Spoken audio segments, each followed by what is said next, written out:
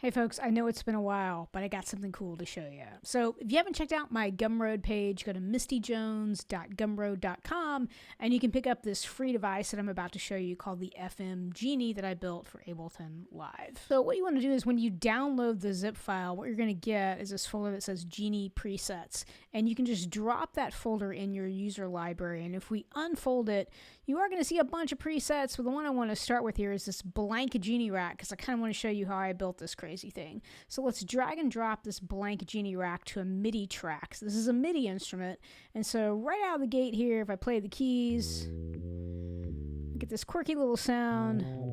So what I thought would be cool, first of all, let's turn off my effects Genie for right now. We'll get to that in a second. Here's how I built this thing. I thought it would be fun to take a bunch of synthesis parameters and bind them to macros. And so even if you know nothing about FM synthesis, this is Ableton Live's operator. I just found a bunch of synthesis parameters that I know are fun in FM, and I mapped those to these macro knobs. So now what we can do basically is just hit the random button, and we're going to get random presets every time we hit the button. Alright. That's cool. Some cool noise.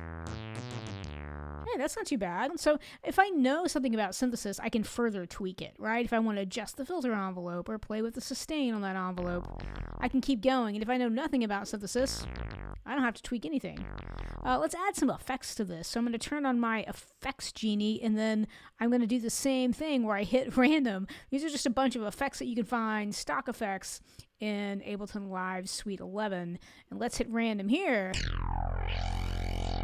Whoa, right out of the gate. That's a pretty cool combination of things. And I really like where this is headed, so I kind of want to save this preset, right, that I've got dialed up between my instrument and my effects. So we could kind of do that here if we then map some of these parameters to macros. So it might be cool. Let's find some parameters here that would be fun to save on some macros. Might be fun to actually have the waveform itself mapped to a macro, so we could change that. Let's map that to macro 1. Let's map maybe this low pass filter to a macro on my effects. What about the stereo width? Maybe the delay. Let's map that. I'm just clicking on the parameter and hitting map up front.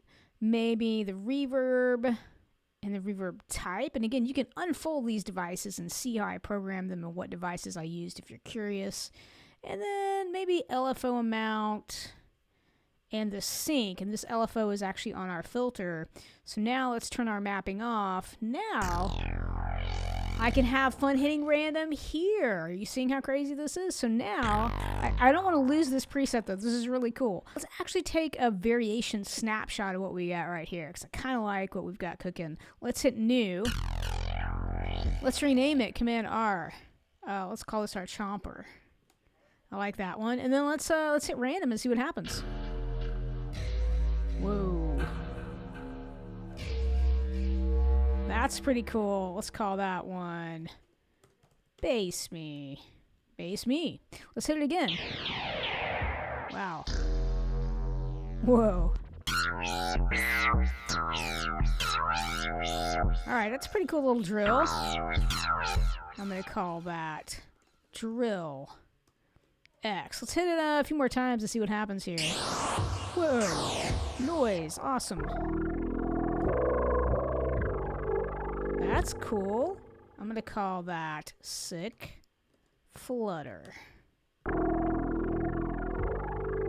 So you can see how fun this is, right? So this is if you want to start with a blank Genie from scratch, but even if you don't care about that, you want to see some presets that I made using this device and this technique, that's what all these other things here are for. So let's just delete this rack. Of course, you know, you could save this, right? If you really like this new rack that you've designed using these other sub-racks, you could do that. Let's just delete it. And here's some other ones that I built using this same device. Let's try some Chem bass here. Right, same process here, and I've got these snapshot presets, see these variations here. Cool. And even down to some pads, some different kinds of things here. Let's try the trip pad. That could be cool. Let's bump up the octave here. I've given you an octave suggestion for kind of how I designed these. Cool. Pluto. Nice. Brighter.